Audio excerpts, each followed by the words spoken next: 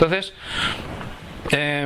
la charla de hoy es una charla sobre aromaterapia sagrada y cómo los aceites esenciales nos sirven para armonizar nuestra salud, pero también nuestra mente, nuestras emociones y la parte espiritual que también forma parte de nosotros. ¿De dónde viene esto? ¿De dónde viene este concepto? ¿De dónde viene este enfoque dentro de la aromaterapia?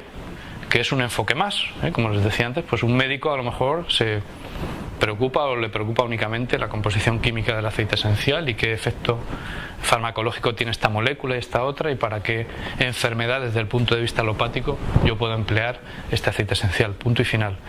Pero los aceites esenciales son una cosa muy grande. Los aceites esenciales son sustancias que tienen una cantidad de, hemos dicho, moléculas químicas impresionante, o sea, tienen una composición física, físico-química potentísima. O sea, si hablamos de materia, esto es una bomba.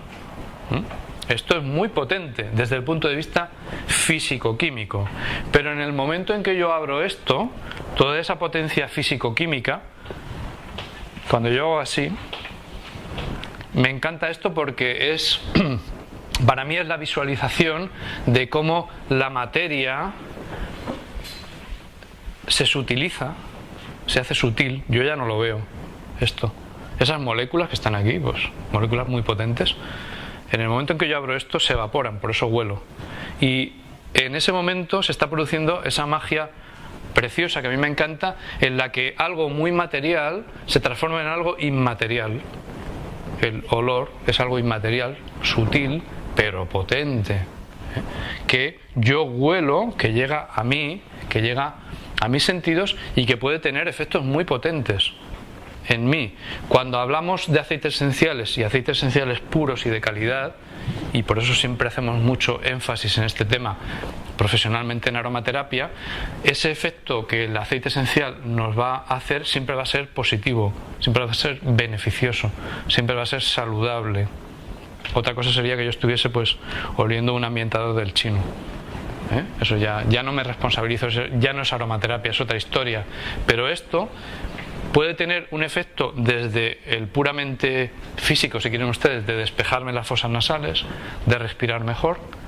Puede ir un poquito más allá. Mira, también estas moléculas son muy antisépticas, son bactericidas y están pues higienizando el aire que respiro. Voy un poquito más adentro, esas moléculas están dando una información a mi cerebro, están dando una información de tipo, un estímulo de tipo olfativo, que mi cerebro traduce y que le da un determinado enfoque. Por ejemplo, me ha traído un recuerdo. Bien, he conectado con eso. Por ejemplo, este olor me gusta mucho, me lo voy a comer. Por ejemplo, este olor me excita sexualmente. Por ejemplo, este olor no me gusta nada y me voy corriendo, porque es que estoy oliendo a pis de león. Eso quiere decir que hay un león cerca que me va a comer. ¿Por qué exagero esto de esta manera? Porque el olfato es un sentido que de alguna manera tiene digamos una conexión y tiene una influencia muy importante en la parte del cerebro que controla la supervivencia. ¿Sí? El sistema límbico. También hay gente que llama el cerebro de reptil, ¿no? Bueno, ese cerebro de reptil tiene todo que ver con la supervivencia y con cómo yo me muevo en mi entorno, como y no soy comido, y además me reproduzco. Es decir, tiene todo que ver con la memoria. Los olores afectan muy intensa y poderosamente a la memoria. Ya hemos visto que nos hacen conectar con recuerdos, pero también hay olores que ayudan. Por ejemplo, este limón que les he pasado es un olor que ayuda a aumentar la memoria y la retentiva y la concentración. Si esto lo usan ustedes en un ambientador y por ejemplo están estudiando, el olor del limón, si les gusta, si no les gusta no, pero como a todo el mundo le ha gustado, si les gusta les va a ayudar a concentrarse y a memorizar mejor. Entonces, La memoria, muy importante. La reproducción. Los mamíferos, los insectos, las flores se comunican a través de mensajes olfativos. Y gracias a esas feromonas, el macho y la hembra se encuentran y la especie se perpetúa. ¿Sí? O sea que los olores tienen una influencia directa sobre la reproducción y la sexualidad también. También sobre el control de la agresividad. Un olor relajante y sedante me apacigua. Un olor peligroso, como puede ser por ejemplo el de un animal, puede ser el del fuego, me avisa de que algo está mal y se me activa, todo mi organismo se activa para responder. ¿Cómo? O bien enfrentándome, luchando, o bien saliendo por piernas. Y eso es una cosa que es instantánea e inmediata, que uno no controla. Sí, pero hay olores que te hacen reaccionar. Nosotros, como estamos en una sociedad muy desnaturalizada, ya no lo tenemos tan vivo, pero en cuanto estás en un medio natural, esto se dispara. Y nuestros abuelos mismos tenían un olfato mucho más sensible que nosotros para este tipo de cosas. Entonces, bueno, pues el olfato tiene esta capacidad de conectar con esa parte también de las emociones. Y no solamente los aceites esenciales nos pueden ayudar a un nivel físico, que sí que nos ayuda muchísimo, sino también a un nivel emocional y espiritual. Nuestros antepasados esto ya lo sabían y ya lo practicaban. Somos nosotros los que hemos perdido el hilo. O sea, lo que estamos descubriendo ahora, lo que les vengo yo a hablar ahora en este momento de aromaterapia sagrada, es algo que nuestros antepasados, los primeros cristianos, ya practicaban. Y los anteriores a ellos también.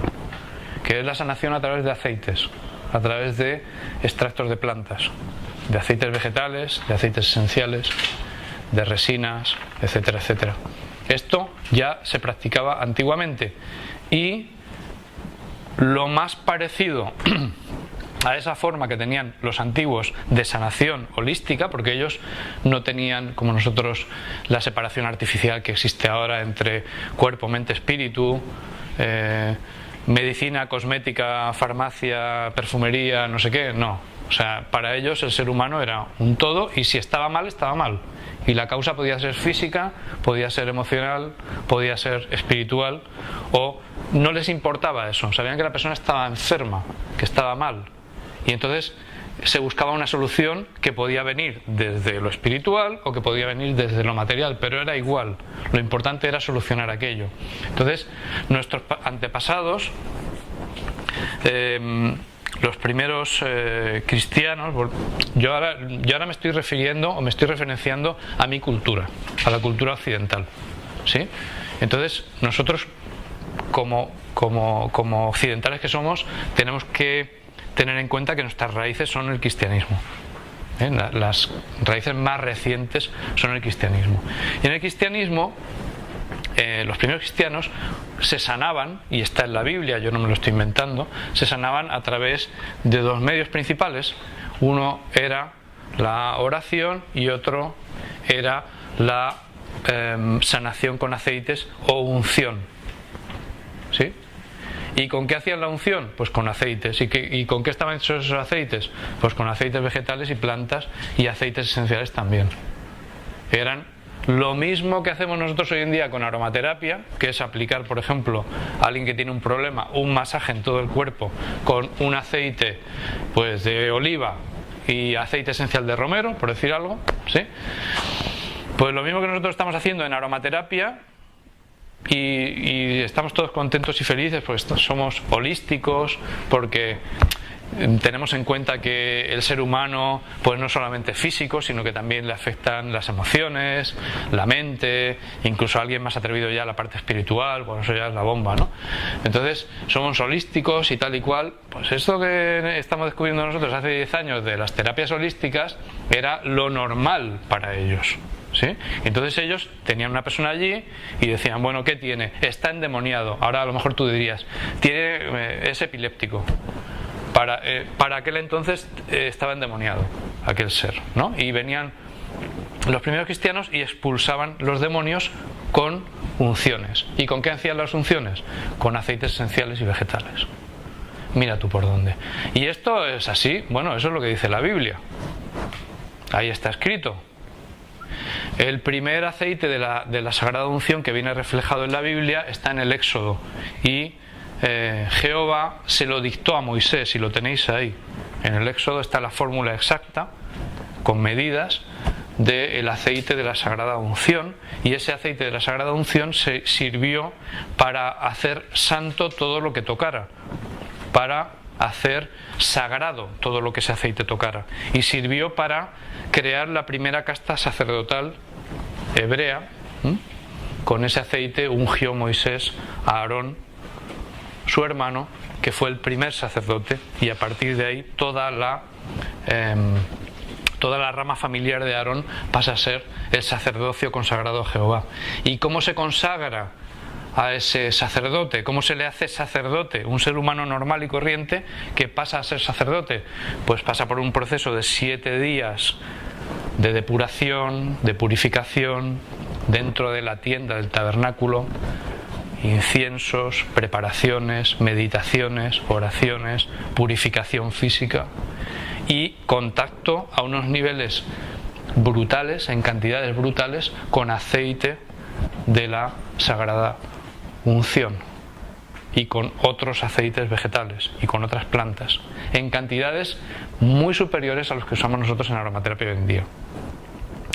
¿Qué pasa con eso? Pues pasa que ese ser humano que tiene, digamos, una conciencia normal, al estar expuesto a toda esa cantidad de sustancias vegetales, sufre un cambio de conciencia, lo que hoy en día llamamos una ampliación de conciencia, podríamos decir, ¿sí? ¿Esto es así? Esto es así, se lo puedo decir por experiencia.